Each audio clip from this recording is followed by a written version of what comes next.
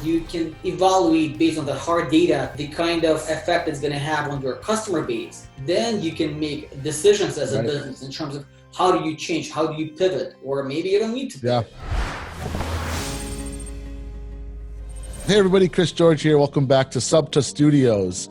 We've got Dmitri here with Wismo Labs, and Dmitri is here to tell us a little bit more about his business and also tell us more about what he's seeing across brands and different industries and verticals with what's happened with COVID-19 and the coronavirus. Dmitri, thank you so much for being on the show. You're a great friend of ours, SubSummit partner, and we'd love for you to just give us a quick intro about yourself and your journey and how you got to starting Wismo Labs. Hey, Chris. Thanks for having me. It's a pleasure talking to you today. I wanted to give you a little bit of sort of a history or background for your listeners to understand where we get this data and how we collect this data and why is it anonymized. But just to give you an idea, I mean, we started back in the early 2000s building e-commerce solutions for medium-sized small businesses, even before the word e-commerce was out there. And then we branched out to marketing on search engines, even before the time when the Google was a thing. You probably remember there were search engines such as Alta Vista, Yahoo, and things like that. So we branched into that and were really successful optimizing some of the companies that were selling online at the time or providing services online at the time. And that all gave me this unique perspective in terms of where the money are spent on the internet, how it grows, how it evolves. And it became very clear that especially when Google came to play, that search engine optimization became more expensive endeavor and became more organic and more natural. It became very clear that while the businesses should continue to grow fill their top of their funnel and bringing new visitors into their websites, but it was very clear that selling to the existing customers and keeping them loyal is much more cost effective. I read on Forrester that it's on average across different industries, it's seven times more expensive to sell to brand new customers versus the existing one. Yeah. And that's in essence how the idea of Wismo Labs started to take shape. Right. So about 3-4 years ago, we started working on developing this platform, and I was lucky enough after selling my prior business that I was able to bring some of my key employees from the prior business to this business. They helped tremendously to build this platform. And essentially, the platform is it's post-purchase experience and post-purchase marketing platform. What it really means is that it allows you to communicate, as a retailer, it allows you to communicate to your customers throughout the period of time between their initial purchase or purchase delivery until the moment they get their packages at home, at their doorsteps.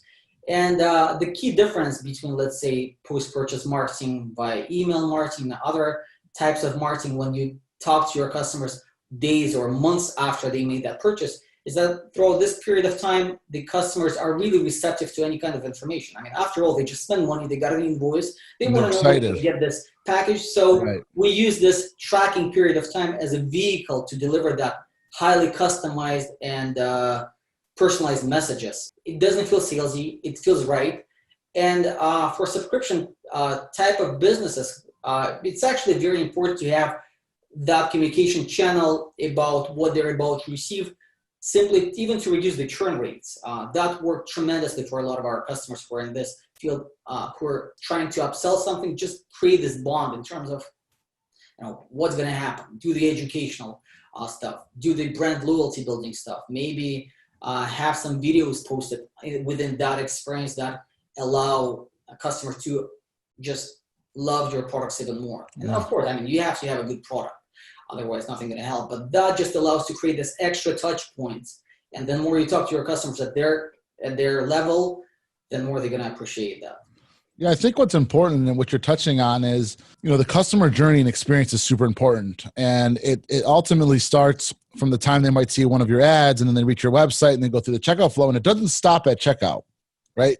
So what you're building is you're giving this post-customer experience that, like you said, between checkout and delivery, and really the customer experience ends when they get the product delivered at their home. So you want to have that sort of communication and customization all the way through. So again, I think it's super important. I think it's awesome. I think your product is awesome.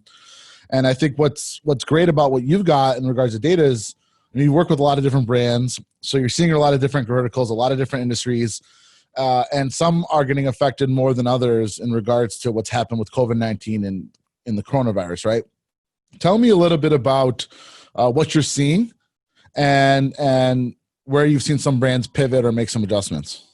The most notable thing that I noticed is that even with the same type of a vertical, there are very different trends happening. And there's a lot of questions that to be asked, why the same type of a vertical, same type of a target market, same type of a niche is performing very differently.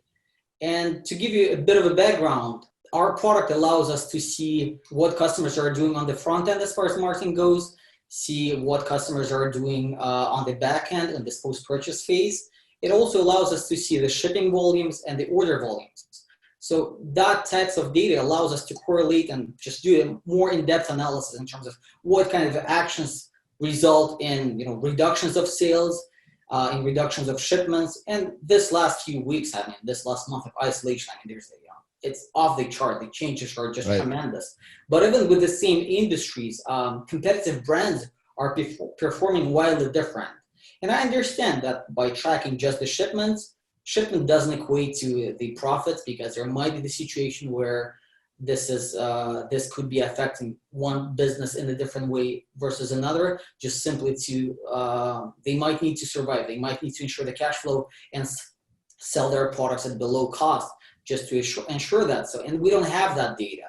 That's something that we can only speculate on. I think to analyze this data, first we need to ask more sort of empowering questions and do the analysis so we can use that data in relation to your specific business that you're in. And we can talk about the coronavirus, all the effects of it, the isolation, the quarantine, but that's all open for debate. And these are great questions that could be asked, but they really don't give us an insight in terms of what each individual business could do or kind of actions they could do. That's just nice to have. These conversations are good to have from, to evaluate your own moral stance on this subject. But the cold-hearted reality is that, the businesses are on standstill. A lot of states, there's just lack of any sort of operations. People cannot even go to work and work out of homes. You cannot fulfill orders in warehouses. You cannot do shipments. And that's the cold-hearted reality. And just a few days ago, I read this article in Bloomberg, and they are estimating, now it's April 21st. They expect that by end of April, there will be at least 20% unemployment rate. it's like 18% actually here in Michigan already. Yeah, so we have at least, like in the most positive scenario, we have at least one extra month of quarantine. And they also estimate that the economy will contract by about 40%.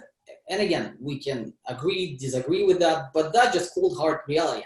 While we can talk about coronavirus and everything, that's really, from the business perspective point of view, doesn't make a lot of sense. But we know that if you're going to put the economy on hold for a certain amount of time, it's going to lead to maybe recession, maybe depression. We have 150 years of historical data on what happens when you manipulate the economy. Therefore, when you know what your niche is, what your market is, and you can evaluate based on the hard data the kind of effect it's going to have on your customer base, then you can make decisions as a business in terms of how do you change, how do you pivot, or maybe you don't need to pivot. Yeah.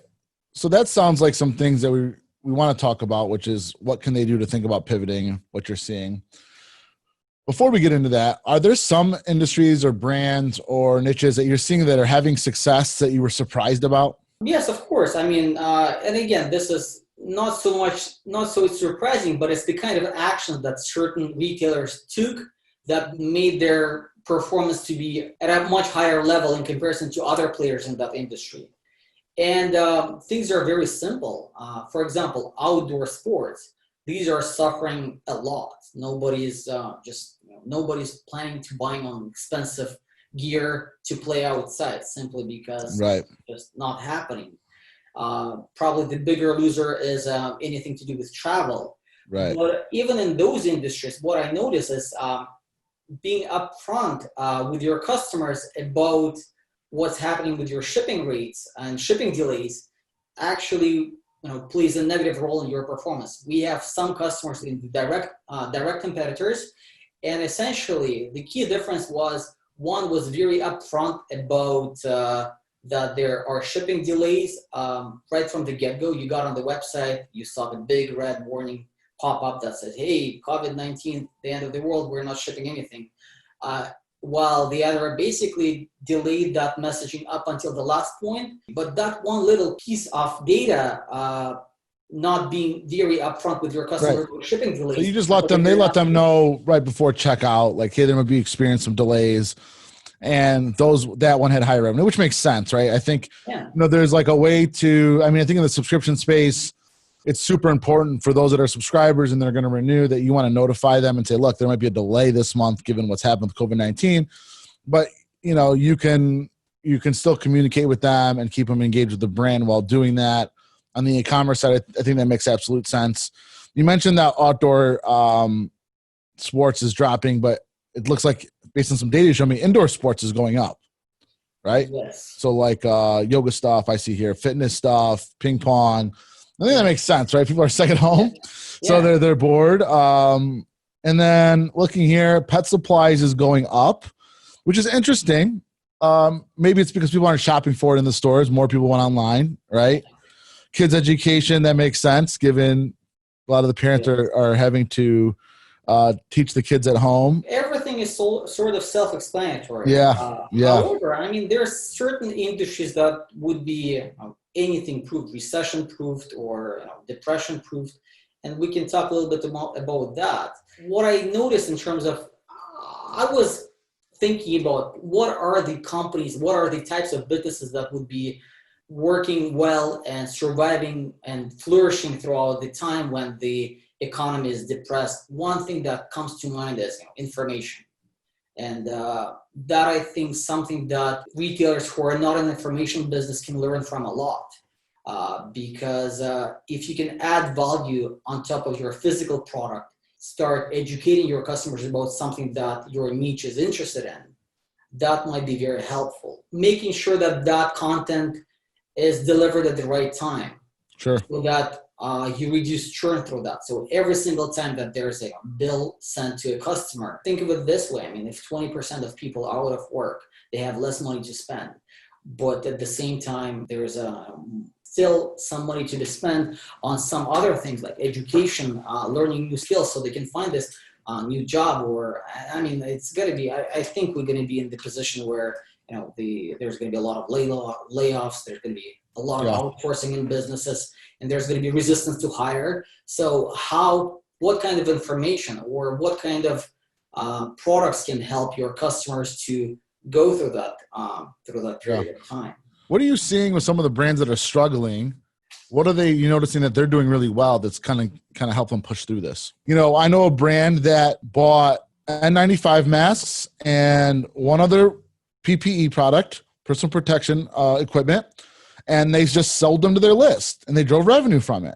These are brands that they have a relationship. These are customers they already have a relationship with. Mm-hmm. They're just selling them a product that they would normally try to get somewhere else. Yeah. There's a shortage of it. They said, hey, we've got some. If you want them, you can pay for them, right? And then you can add another element. Like for every mask bought, we're going to donate one, right? So that's a brand that pivoted, that was selling products to somebody. The good example of that type of a pivot would be, we have a company that doesn't sell anything related to masks or any health products. And what they did, they're in the embroidery business. So they were able to create masks specific to businesses that are branded. So for example, if you're taking care of your own deliveries, you can have your brand embroidered right there on the there you go. Mask that doesn't look as out of the box everybody else's mask. Outdoor clothing type of businesses, I see a lot of them just pivoted and they're trying to sell the parts of their product line that is comfy to use at home while you're working. So they pivoted that to reduce the amount of the losses that they have. That's a good example too. Think about the travel companies, right? So the travel companies, they should be thinking about coming up with products that are going to give people things that they can travel with that's going to keep cleanliness, whether it's hand-traveled hand sanitizers, whether it's like special gloves. They should be thinking about what are things that we can sell to our customers that can make them feel safe while traveling. You're absolutely right. If you're a travel company, help them, help your customers by giving you the information how to travel safer. If you're, let's say, outdoor sport gear company, give them an example how you can train indoors. There's a huge trend happening right now. While not even office electronics, even small electronics like cell phones and things like that are suffering a lot. But there's a lot of notion happening around self-repair. So what they did is they just basically pivoted about how to keep your electronics safer, how to make sure that it doesn't break. And if it breaks, buy this toolkit and tool set to fix it yourself without having to go somewhere to get it fixed. That's amazing. Yeah, and they could come out with tutorials, right, on how to fix it, things like that. Yeah, I mean, we've seen some of our customers were offering, free masks with every order. Right. But I think, and it all comes to the moral factors. You could connect with your customer short term by donating those masks instead of trying to incentivize people to get those masks with the order. I think it's just gonna work better in the long term, because that's something that anyone with a good heart can relate to. That, hey, we've done a donation. Or one other thing that I noticed, and that actually came across as a very powerful thing to me, is one of the businesses send out the letter from the owner of the company, and he just shared a story how all of his team, all of his staff really loved that restaurant across the street that they used to go to, and now it's closed. So what the owner of that company did, he just shared the story how he pre-purchased lunches for a year ahead just to help that business. That was very empowering to me. That was a good story to share. And I know that if I have a choice to cut my budgets in one place or another, just through this personal letter that owner reached out to all of his customers, I would just feel bad to stop spending money without customers. You're less likely. You feel like you got a customer for life. I think that's amazing. I think that's awesome. And I think brands should be thinking about that. I think telling your story and showing that while you might be hurting, you're trying to help others. I think that's all really good stuff. Let's talk about post-quarantine. You mentioned that there's going to be potentially more competition, right? Yeah. But what should brands be thinking about now that maybe they weren't thinking about before? Like, should they be doing more delivery? Like, I mean, what's your initial thoughts? Well, of course, and that goes without saying. The delivery should be the case, and just like you said, I mean, they should be doing that no matter what. But the reality is, not a lot of businesses out there that doing this informational part. Not a lot of businesses out there that allow you to choose and pick kind of a delivery that you have. Not a lot of companies out there provide people with information throughout this most important period of time in post-purchase. Not a lot of people do a lot of different things. So I think doing those things that are sort of on the surface and everybody was delaying and lagging on not implementing, that's what should be done. Analyze what kind of changes are happening in your niche. I mean, and maybe your niche is relevant to those type of businesses, or you can combine your efforts or maybe partner up with businesses that are more recession-proof.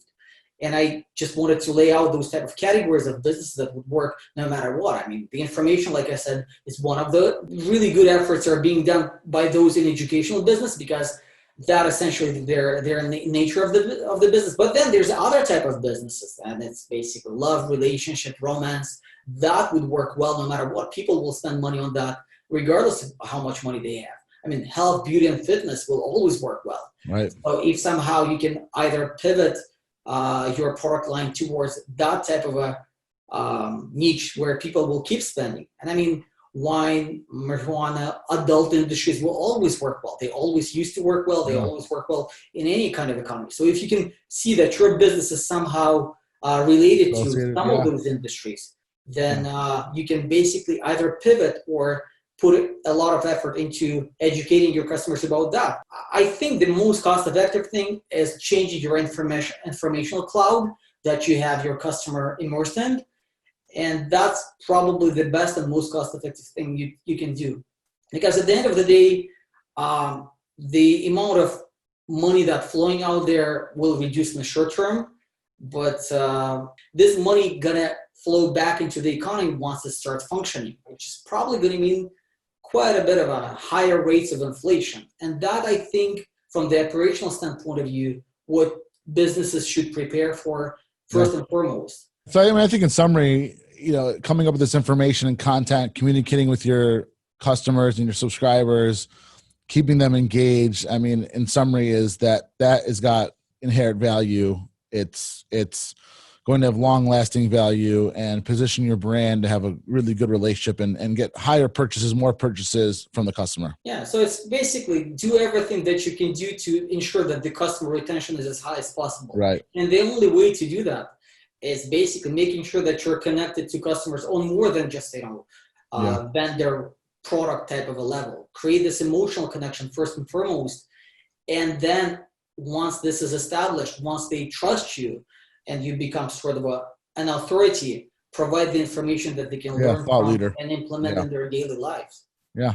Anything else you want to kind of give them as a last piece of advice or anything of that nature? One of the things that I can add is how do you ensure the customer retention? One of the things that is often overlooked is this level of support that customers have. So I would suggest to also invest in automations to get your customers to be able to help themselves throughout the self-serve model where they don't have to pick up the phone and figure out what's going wrong. Especially now, while the shipping companies and carriers are taking longer time, there's a higher load that we see on customer support teams with where's my order type of stuff, or returns it's harder to make returns. So if you can automate that, these pieces of your regular business flow, that would play a huge role in reducing friction in your customer's life when they deal with you. Make it easy, like have some sort of AI, somebody comes in, asks, where's my package at? It pulls up their account, or they give the tracking number. It takes them to a custom design page that shows when their package is going to get delivered. Something like that, right? The tech out there is so wonderful. I mean, now you don't even have to worry about the tracking numbers. You don't have to put your customers through the loops of having the tracking number, putting it there. Right. It just finds it. Yeah. Just all could be automated. Yeah. And you can basically be proactive. When the things go well, you can actually create those additional touch points. And the touch points, that's what's important. And think of it this way. I mean, you might meet someone and it's a great person. You have a great relationship and a business maybe, but it doesn't happen from the first glance. You have to have those multiple touch points. So the same sort of a notion as we have in a relationship should be applied in business. When you need to think about how do you increase as business amount of touch points that you interact with your customers with the meaningful information to them. Dmitri, this is all amazing information. I appreciate you being on the show. I appreciate you being a great partner. And I hope to, I don't think you're going to be able to make it up to SubSummit, but you're going to be there in some fashion. So appreciate all your support. And if anybody has any questions, where should they reach you at? They can go to our website, wismolabs.com, or look me up on LinkedIn. I appreciate it, Dmitri. Thank you so much. Stay safe, stay healthy, and I will talk to you soon. Thank you.